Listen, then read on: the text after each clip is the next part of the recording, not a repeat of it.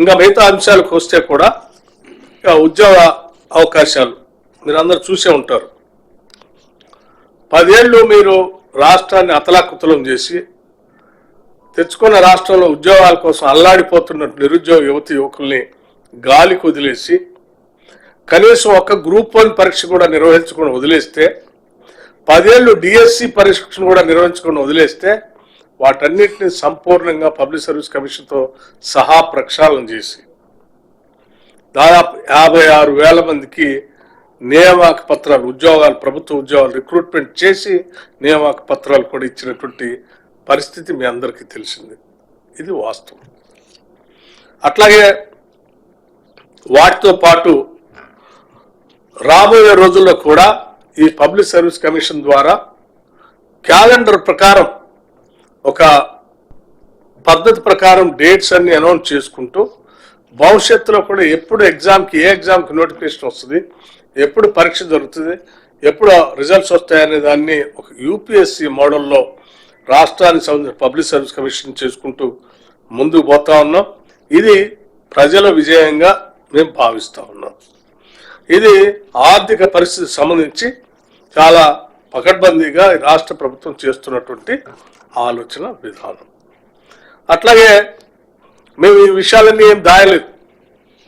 మేము అధికారంలో రాగానే ఆర్థిక పరిస్థితికి సంబంధించి మొట్టమొదటి సభలోనే వైట్ పేపర్ పెట్టాం. వైట్ పేపర్ ప్రకటించి ఆ వైట్ పేపర్ ద్వారా మీరు ఈ రాష్ట్ర ఆర్థిక పరిస్థితిని ఏం చేశారు, ఇప్పుడు ఎక్కడున్నాం, ఎక్కడి నుంచి మొదలవుతా ఉన్నాం, ఎక్కడ ఏ రకంగా దీన్ని తీసుకొని పోవాలనేది శ్వేతపత్రం ద్వారా రాష్ట్ర ప్రజలకు స్పష్టంగా చెప్పాం.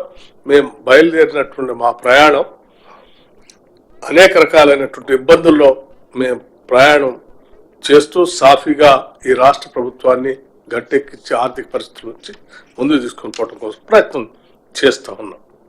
ఇది ఆర్థిక పరిస్థితికి సంబంధించి. లేకపోతే మీరు మిగతా విషయాలు కూడా మీకు తెలియదు కాదు. పవర్ సంబంధించి కూడా చాలా అంటే ఒక సోషల్ మీడియా యూనివర్సిటీ లాంటి దాన్ని ఎక్కడో పెట్టుకొని అక్కడ నుంచి ఉన్నది లేనట్టుగా లేనిది ఉన్నట్టుగా భ్రమలు కల్పించడం కోసం ప్రతిరోజు సోషల్ మీడియాలో రకరకాల ప్రచారం చేశారు.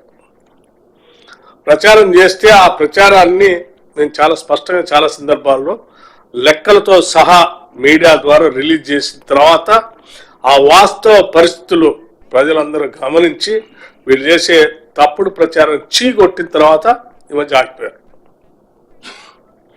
ఇది మీ అందరి దృష్టికి నేను తీసుకొని రాదలుచుకున్నాను. ఉదాహరణకి తీసుకొచ్చే కాకుండా ఒక ప్రణాళికాబద్ధంగా రాష్ట్ర అవసరాలకు అనుగుణంగా భవిష్యత్తులో ఎంత పవర్ అవసరం ఉంటుంది, దానికి అనుగుణంగా మనం ఏం చేయబోతున్నాం అనేది కూడా మేము చక్కగా ప్లాన్ చేసుకుని ముందుకు వెళ్తాం.